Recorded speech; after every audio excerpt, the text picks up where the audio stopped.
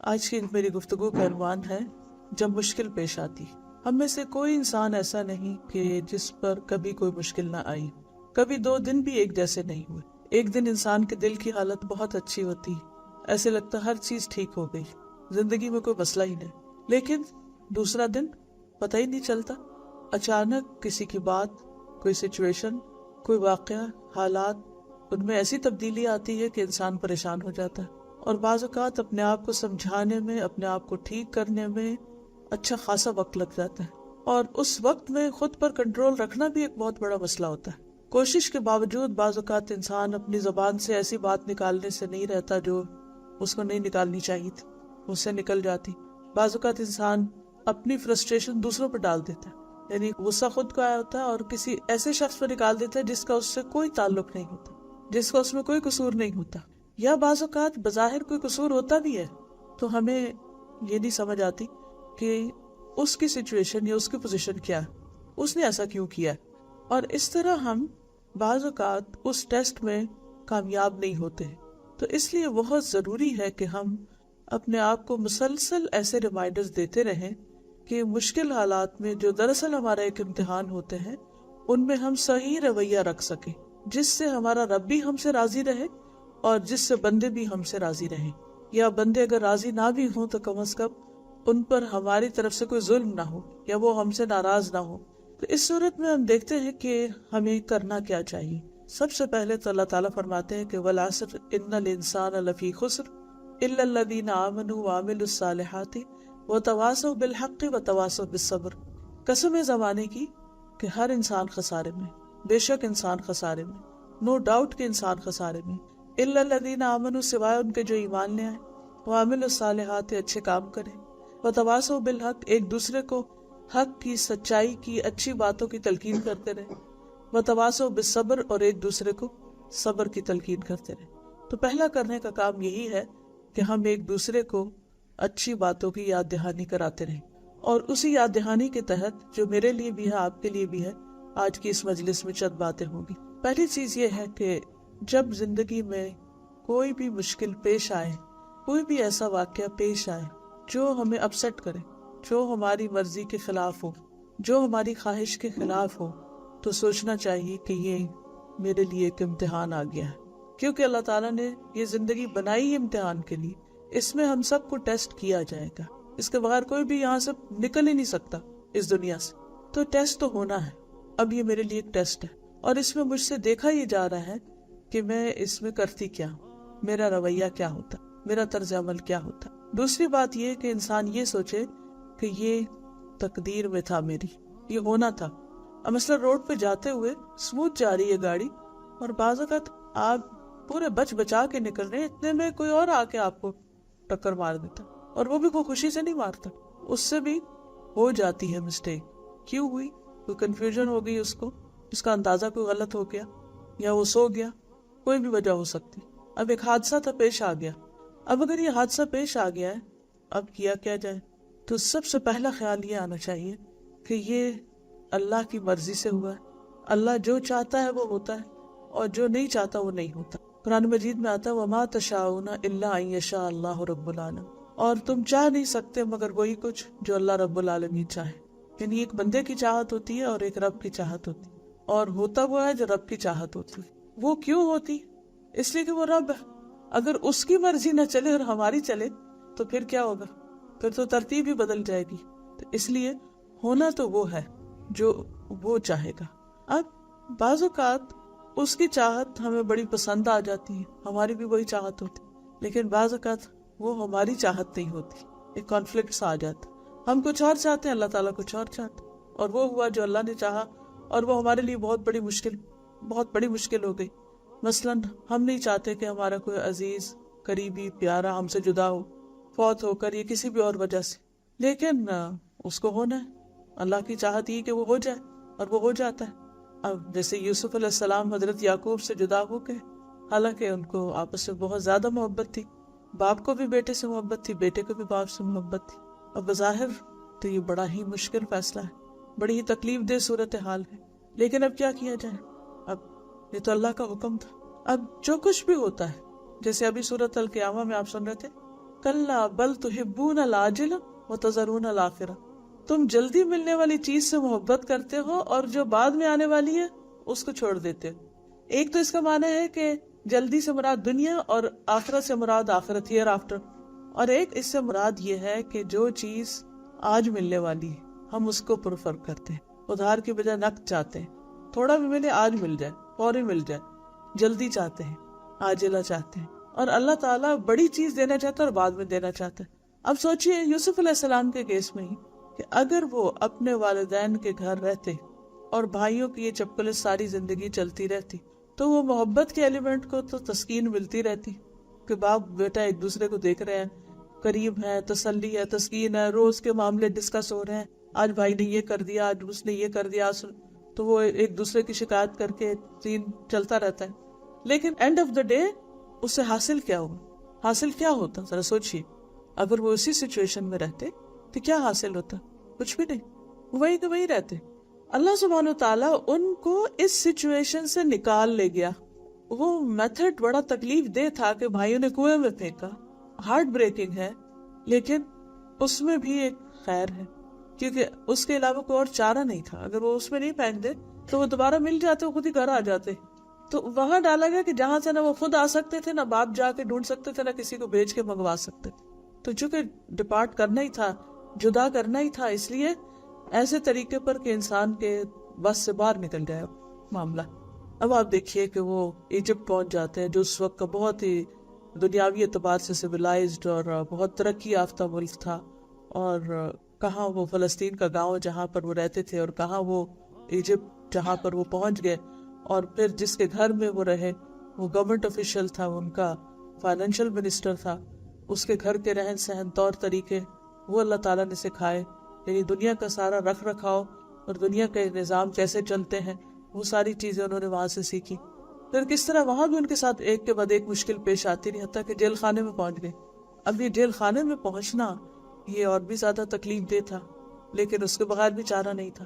لیکن اب آپ دیکھیے کہ بظاہر رستہ کتنا خطرناک ہے، کتنا تکلیف دہ، لیکن کہاں پہنچ رہا ہے، نتیجہ کیا نکلنے والا ہے، اللہ تعالیٰ دینے والا کیا ہے ان کو اللہ تعالیٰ نے نبوت بھی عطا کی، خوبصورتی بھی عطا کی، اچھا اخلاق بھی عطا کیا، اور پھر دنیاوی حکومت بھی عطا کی، سب کچھ۔ یعنی ایک انسان کسی چیز کا جو تصور کر سکتا ہے کہ اسے دنیا میں ملے، وہ سب کچھ مل گیا ان کو۔ لیکن کن راستوں سے ملا، کن کٹھن راستوں سے، کن مشکل راستوں سے ہوتے ہوتے وہ وہاں تک پہنچے۔ یہ تو ایک مثال ہے۔ ایسے ہی موسیٰ علیہ السلام کی مثال بھی کہ کس طرح ان کی ماں ان کو پانی میں ڈال رہی ہے اور کس طرح وہ اپنے مقام تک پہنچتے ہیں۔ تو کہنے کا مقصد یہ ہے کہ بعض اوقات اللہ تعالیٰ ہمیں ایسی تکلیف دہ صورت میں ڈال دیتا ہے، ایسی مشکل میں ڈال دیتا ہے کہ جو ہمارے لیے بہت ہی ناگوار ہوتی، ہمیں بہت ہی ناپسند ہوتی، لیکن اللہ تعالیٰ سے بڑھ کر کوئی ہمارے لیے مہربان بھی نہیں، وہ الٹیمیٹلی ہمارے لیے فائدے کی ہوتی، مگر ہم اپنے شارٹ سائٹڈنس کی وجہ سے اس کو سمجھ نہیں پاتے، جس کے نتیجے میں ہم پریشان ہوتے۔ سارے غم کی وجہ یہ ہوتی ہے کہ ہمیں اس مشکل یا اس دلدل میں پھنسنے کی وجہ سمجھ نہیں آ رہی ہوتی کہ اس سے نکلنے کا، کیونکہ ہم تو ہوپلیس ہو چکے ہیں، فوراً ہم دل چھوٹا کر بیٹھتے ہیں اور ہم کہتے ہیں بس ہم تو ختم، اب تو ہمارے ساتھ کچھ اچھا نہیں ہونے والا، دنیا اندھیر ہو گئی۔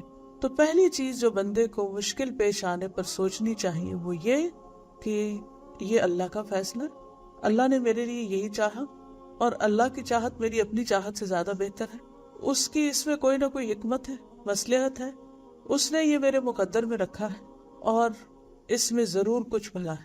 اللہ کا فیصلہ کبھی بھی ظلم پر مبنی نہیں ہو سکتا، بس اس وقت انسان اعتماد کر لے اللہ کے فیصلے۔ اب ایک اور سچویشن آپ دیکھیے، حضرت ابراہیم علیہ السلام، ان کی شادی حضرت سارہ سے ہوئی جو اس وقت مسلمان ہوئی، اور پھر بعد میں جب وہ ایجپٹ گئے اور اس بادشاہ نے حضرت سارہ کو پکڑا جس سے پھر وہ چھوٹ گئی، وہ بھی ان کی ایک کرامت تھی کہ وہ ان کے ساتھ برا ارادہ رکھتا تھا، لیکن اللہ تعالیٰ نے اسے کامیاب نہیں ہونے دیا۔ تو اس کے بعد جب انہوں نے ان کو چھوڑا تو ساتھ حضرت ہاجرہ بھی تحفے کے طور پر دے دی۔ تو بعد میں حضرت ہاجرہ سے حضرت ابراہیم نے شادی کی، ان کے بچے نہیں تھے، حضرت ہاجرہ کا بیٹا اسماعیل پیدا ہوا۔ تو جب وہ دودھ پیتا بچہ تھا تو روایات میں اس طرح آتا ہے کہ حضرت سارہ بہت سخت ناراض ہوئی اور وہ کہتی کہ میں ان کو برداشت نہیں کر سکتی، آپ ان کو یہاں سے لے جائیں۔ اللہ سبحانہ وتعالیٰ کے حکم سے حضرت ابراہیم حضرت ہاجرہ کو لے کر مکہ میں آ گئے، اور وہاں پر ان کو لابس آیا جہاں ان کے پاس ایک چھاگل پانی کے سوا کچھ نہیں تھا، اور وہ بھی ایک دن ختم ہو گئی، اور دودھ پیتا بچہ تھا، اور وہ جب چھوڑ کے جا رہے تھے تو پوچھا کہ کیوں چھوڑ کے جا رہے ہیں، تو کوئی بھی نہیں ہے، کہنے لگے کیا اللہ کے حکم سے؟ کہا اللہ کے حکم سے۔ اور دوسری طرف حضرت سارہ جو تھی وہ فلسطین میں حضرت ابراہیم کے پاس ہی تھی۔ اب آپ دیکھیے کہ حضرت حاجرہ کی بہت بڑی قربانی ہے، حضرت سارہ کی نسل سے بھی ایک امت پیدا ہوتی ہے، اور حضرت حاجرہ کی نسل سے بھی ایک امت پیدا ہوتی ہے۔ حضرت حاجرہ کی اولاد میں سے ہیں حضور صلی اللہ علیہ وسلم، اور حضرت سارہ کی اولاد میں سے بنی اسرائیل۔ یعنی اگر انسان پیچھے تک جائے تو جس کی قربانی بڑی، جس کی آزمائش بڑی، جس کا صبر بڑا، اس کا انعام بھی بڑا۔ اللہ تعالیٰ قرآن مجید میں وعدہ کرتے کہ انما یوفی الصابرون اجرہم بغیر حساب، بغیر حساب، صبر کرنے والوں کو ان کا اجر بے حساب، انلمیٹڈ ملتا ہے۔ بعضوں کا دو لوگ بہت نیک ہوتے ہیں لیکن انسان ہونے کے ناطے ان کی آپس میں نہیں بنتی، ایک دوسرے کے اوپر کسی نہ کسی طرح غالب آ جاتا ہے، اس کا ہاتھ بھاری ہو جاتا ہے۔ یہ بھی تو ہو سکتا تھا نا کہ حضرت ابراہیم حضرت سارہ کو چھوڑ کے آ جاتے، لیکن کبھی ایسا بھی ہوتا ہے کہ زندگی میں ہمیں یوں لگ رہا ہوتا ہے کہ جیسے ہمیں پیچھے کر دیا گیا ہو، ہمیں اگنور کر دیا گیا، ہمارا حق مار لیا گیا۔ کبھی ہمیں ماں باپ سے شکایت ہو سکتی ہے، کبھی بہن بھائیوں سے، کبھی کسی اور انسان سے ہو سکتی۔ کتنا ہیوملیشن کا محسوس ہوتا ہے انسان کو جب آپ ریجیکٹڈ اور ڈیجیکٹڈ فیل کرتے ہیں اپنے آپ کو۔ کبھی بچے پرواہ نہیں کرتے، یعنی ہر ایک کے مسائل فرق ہوتے ہیں، مختلف چیزیں سننے میں آتی رہتی ہیں۔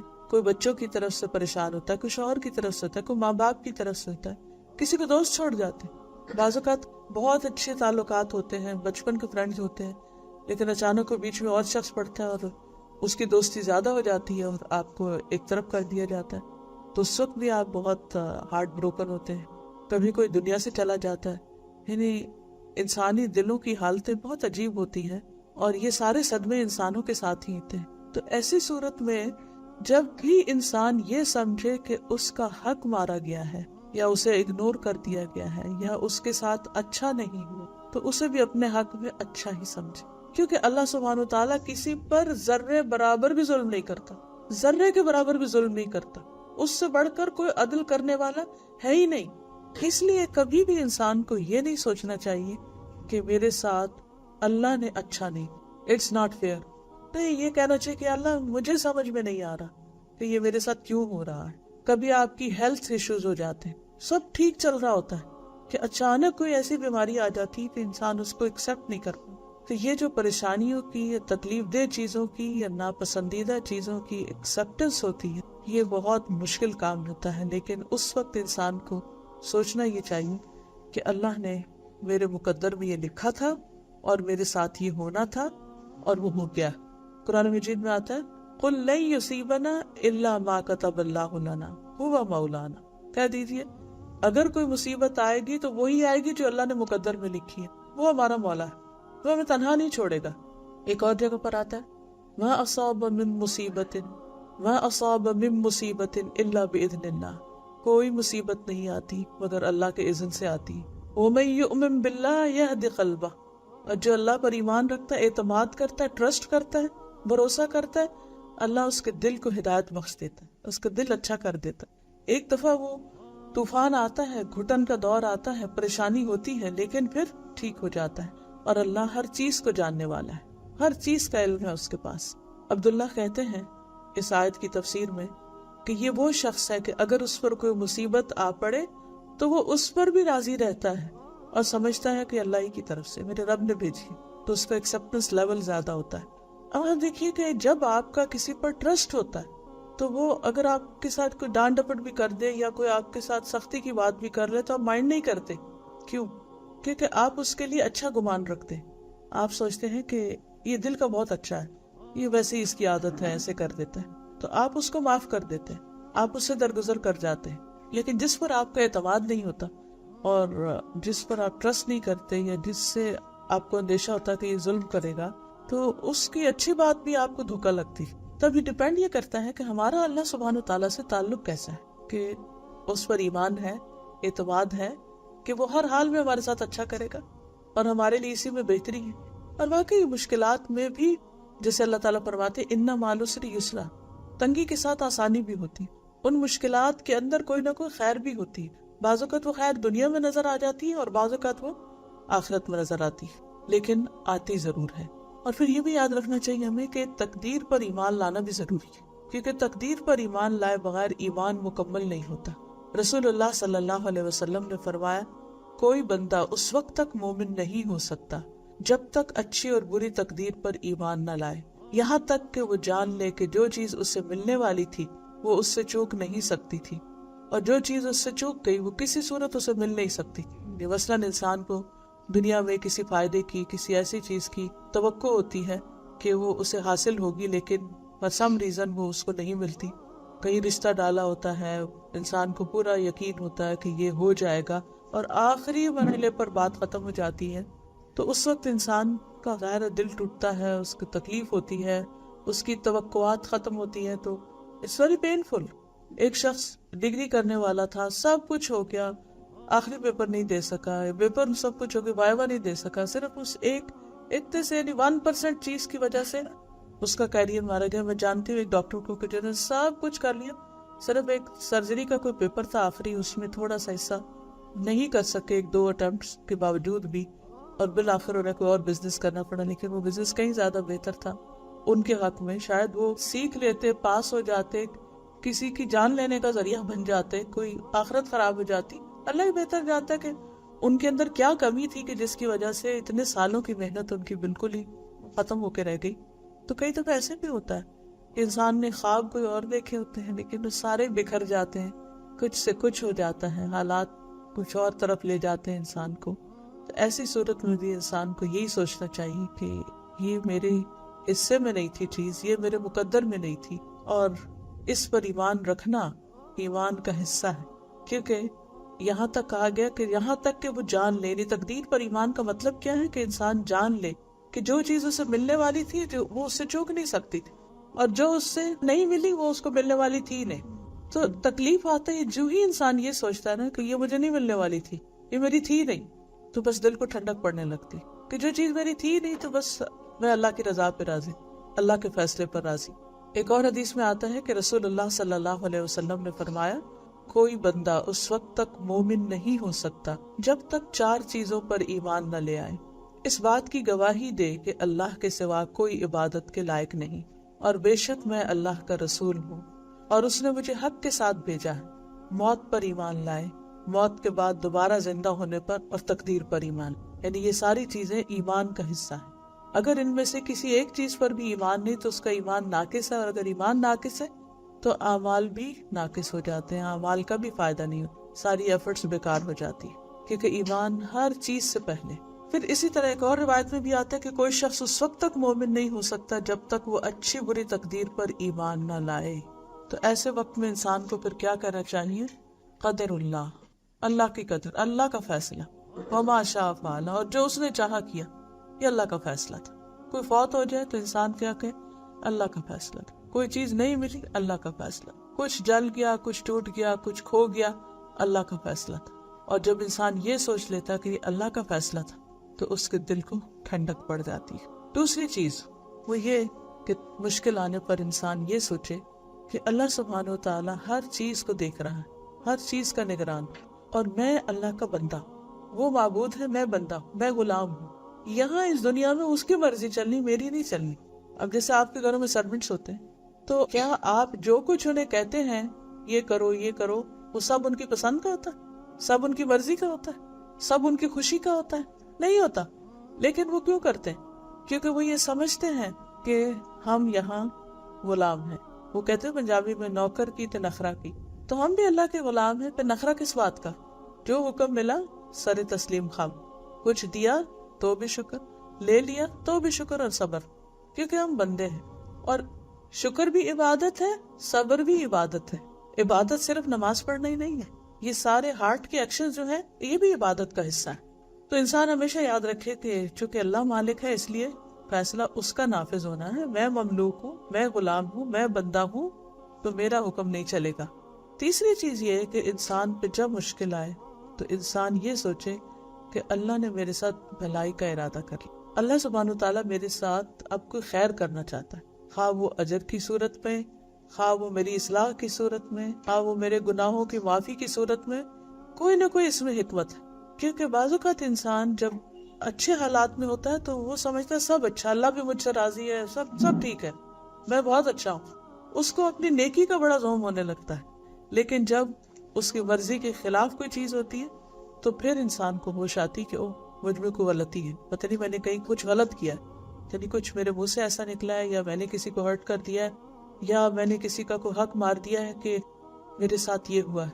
تو اس وقت انسان فوراً ریئلائز کرنے لگتا ہے کہ اس میں بھی کوئی غلطی ہے، ورنہ اچھے حالات میں اپنی غلطیاں کم نظر آتی، اور اپنی غلطیوں کا احساس ہونا اور دنیا میں ہی ان پر توبہ کر لینا بہت ضروری ہے، ورنہ اگر ہم یہ سب کچھ ساتھ لے گئے تو بڑی مشکل ہو جائے گی۔ تو اللہ تعالیٰ تکلیف بھیج کر ہمیں موقع دیتا ہے کہ ہم اپنی غلطیوں کی اصلاح کر لیں، توبہ کر لیں، معافی مانگ لیں اور درجوں میں اضافہ کر لیں، کیونکہ تکلیف آنے سے پھر درجات بھی بڑھتے ہیں۔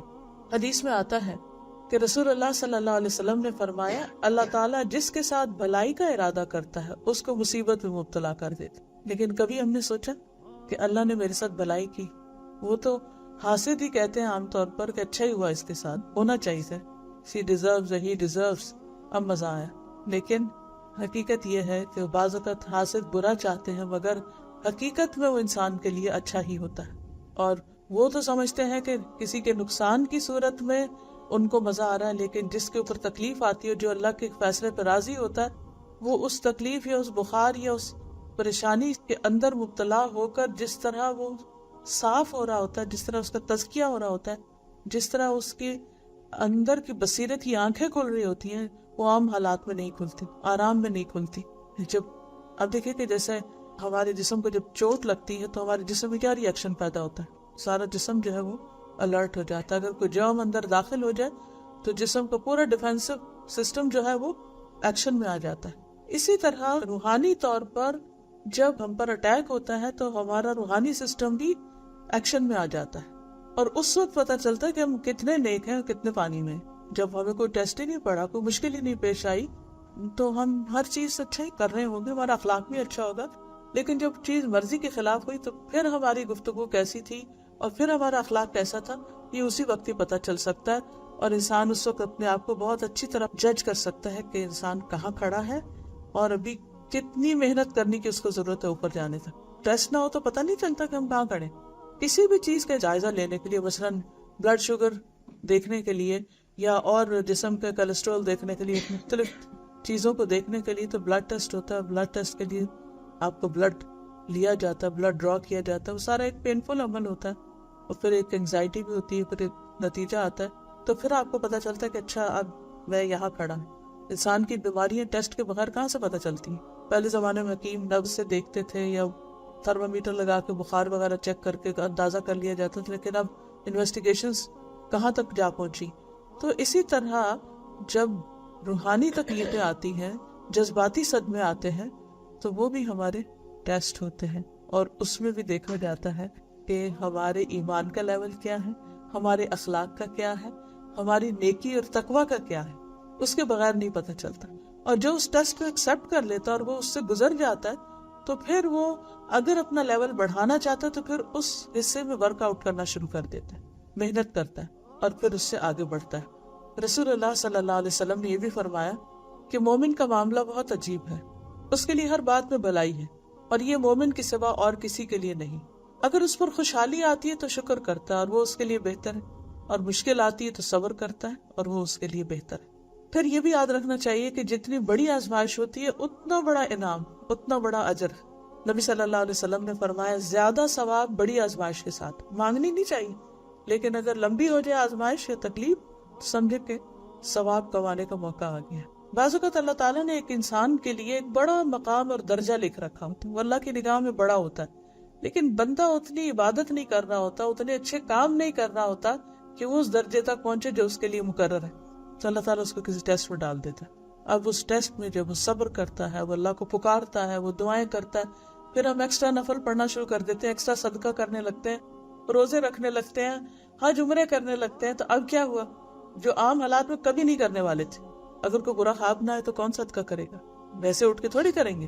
جب کوئی چیز پریشان کرنے لگتی ہے تو انسان فوراً سوچتا نہیں، صدقہ بلاؤں کو ٹالتا ہے تو کچھ نہ کچھ کر لو، اب اس سچویشن میں اللہ نے ڈالا، وہ خواب میں دکھایا یا عام حالات میں دکھا دیا یا کہیں بھی کچھ ہو گیا، تو اس کے بعد جو نیکیوں کی چین چلتی ہے وہ اس کے بغیر نہیں چلتی، تو پھر وہ انسان دوڑ لگانے لگتا ہے، پھر اس درجے تک پہنچ جاتا ہے۔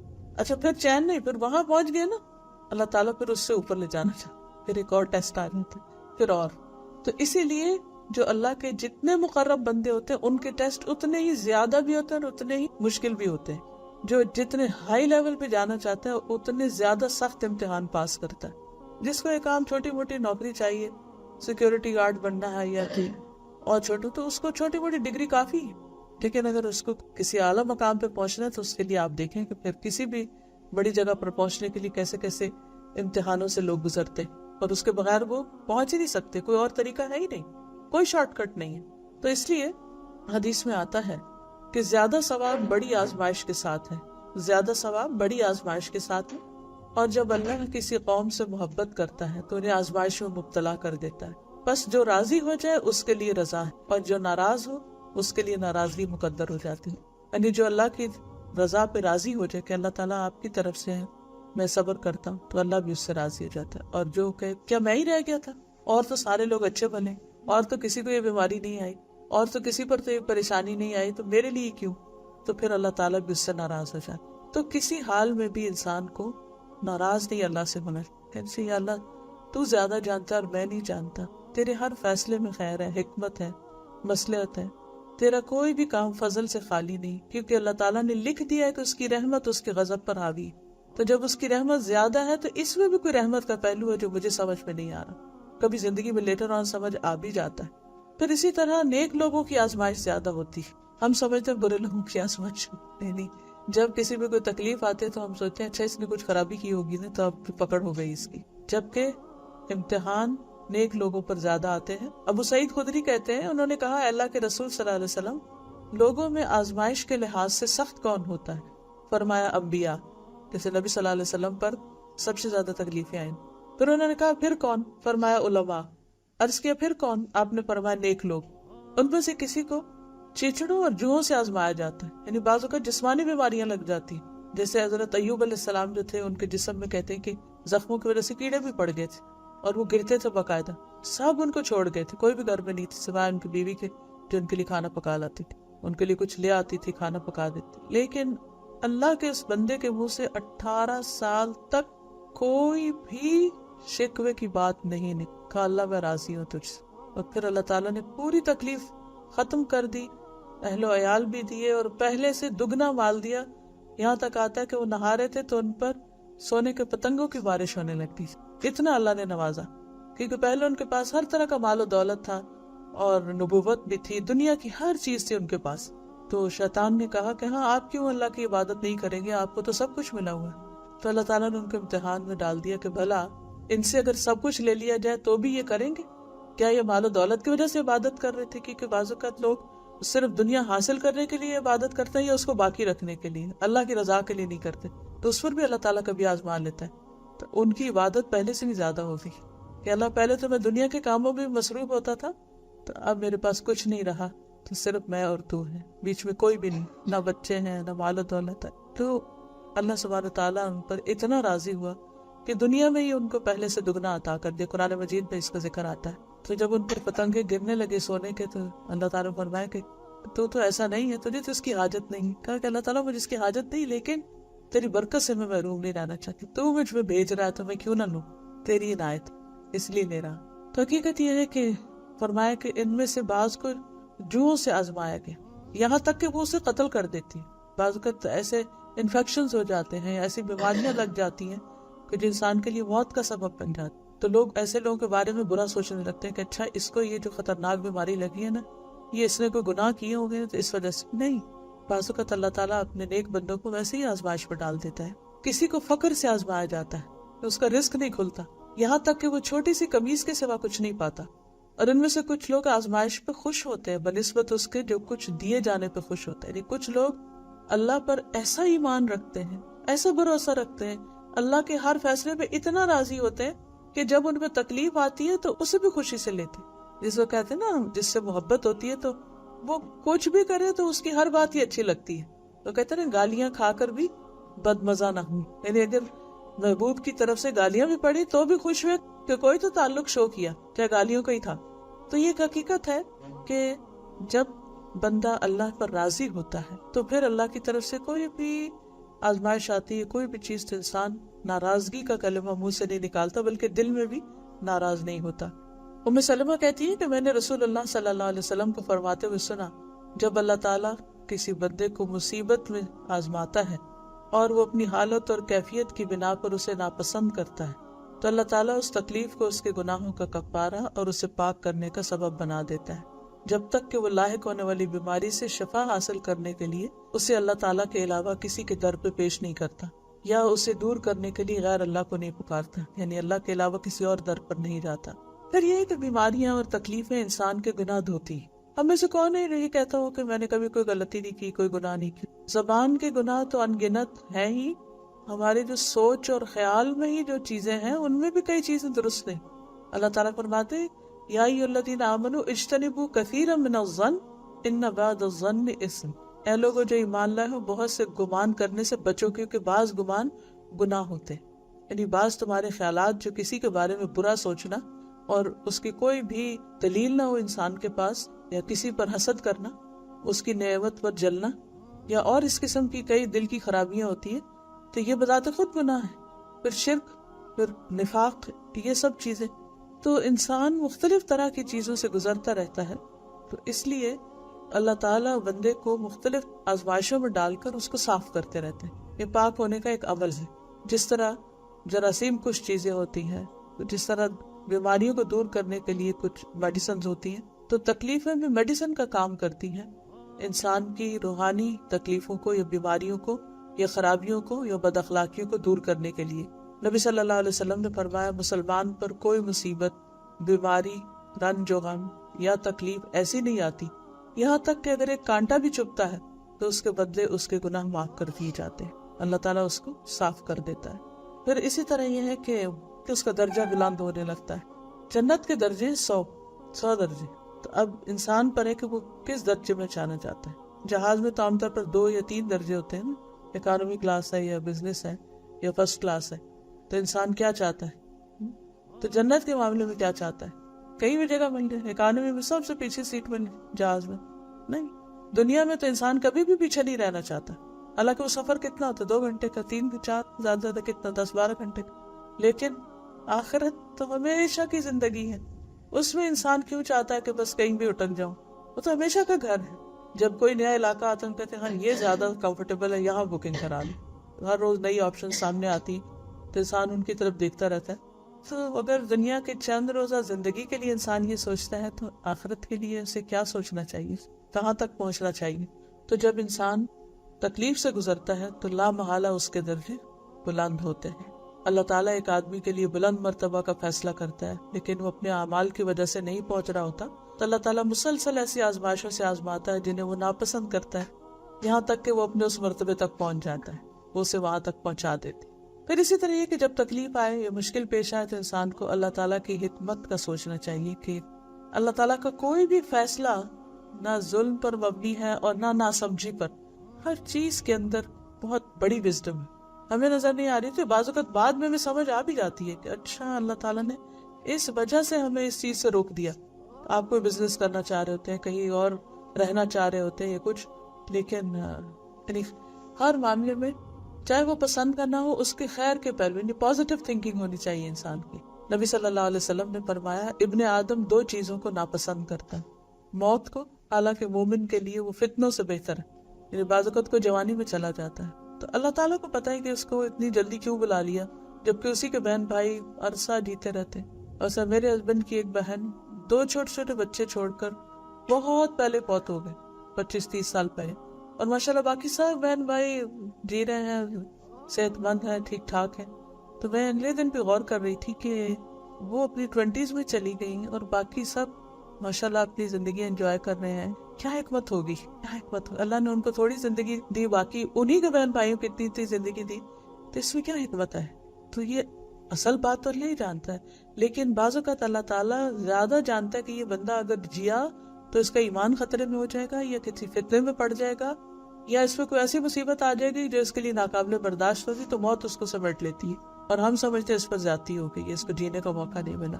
تو اللہ تعالیٰ کسی پر ظلم نہیں کرتا.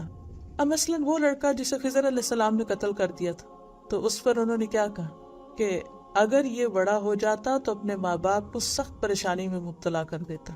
تو اللہ تعالیٰ نے چاہا کہ اس کے بدلے میں اس کو زیادہ بہتر، جو مہربان اور زیادہ خدمتگار اور اچھا بچہ ہو وہ عطا کرے.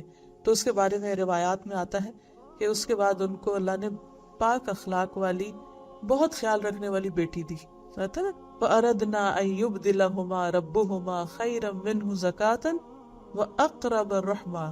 تو ہم نے چاہا کہ ان کا پروردگار اس لڑکے کے بدلے انہیں اس سے بہتر اولاد عطا کرے جو پاکیزہ اخلاق والی اور قرابت کا بہت خیال رکھنے والی. اور یہ حقیقت ہے کہ ہم چاہتے ہیں بیٹے، لیکن عموماً بیٹیاں ماں باپ کی زیادہ کیئر کرنے والی یا محبت کرنے والی ہوتی ہیں، لونگ ہوتی ہیں، دعائیں بھی زیادہ کرتی ہیں، فکر بھی زیادہ کرتی ہیں. لیکن اللہ نے ہمارے دلوں میں ایک کشش بیٹوں کی رکھ دی ہے.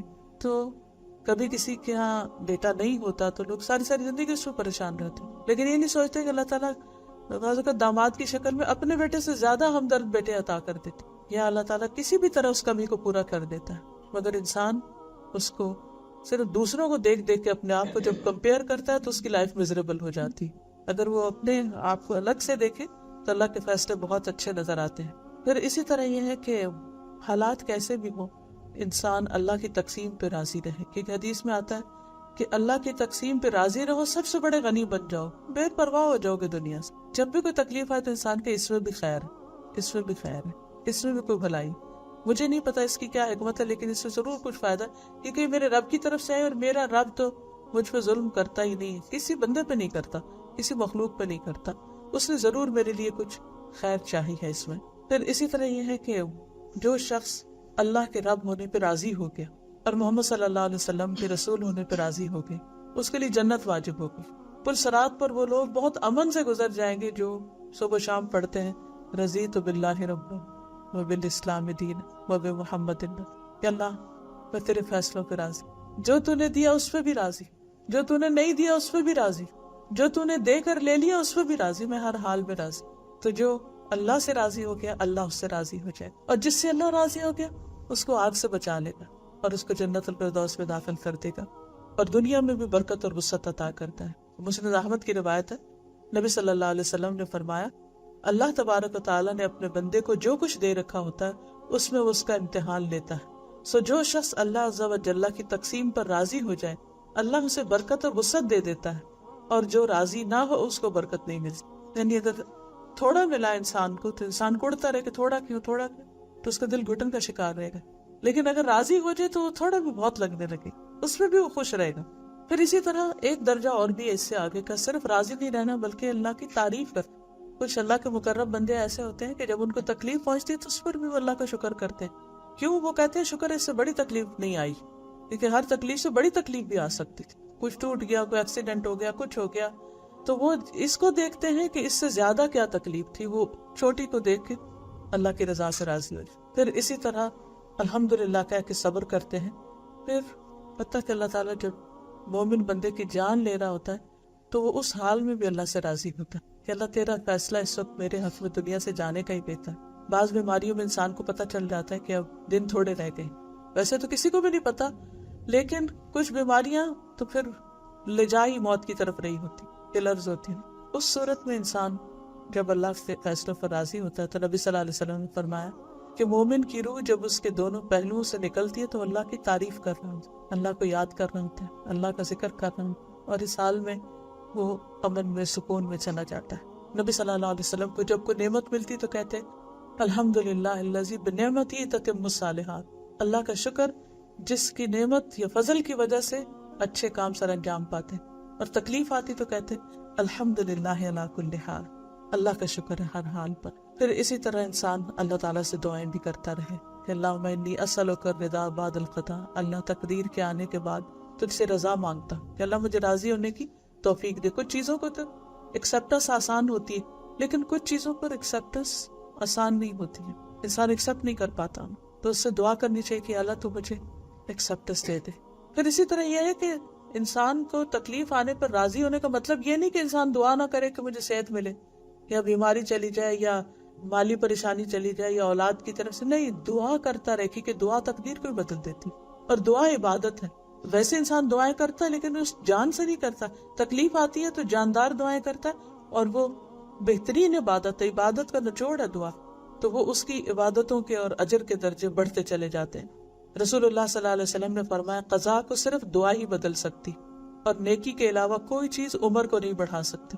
یعنی جو چاہتا نا کہ زندگی لمبی ہو تو اسے چاہیے کہ وہ اچھے اچھے کام کرتا رہے۔ رسول اللہ صلی اللہ علیہ وسلم نے یہ بھی فرمایا جو مسلمان اپنا چہرہ اللہ کے سامنے گاڑ کر کسی چیز کا سوال کرتا ہے، یعنی خوب توجہ سے دعا کرتا ہے، غافل ہو کے نہیں، تو بس اللہ تجھ سے ہی لینا ہے، لے کے ہی اٹھنا ہے، تو اللہ تعالیٰ اسے ضرور وہ چیز عطا کر دیتا ہے، خواہ جلدی کرے یا اپنے پاس ذخیرہ کر لے، لیکن وہ سن لی جاتی ہے۔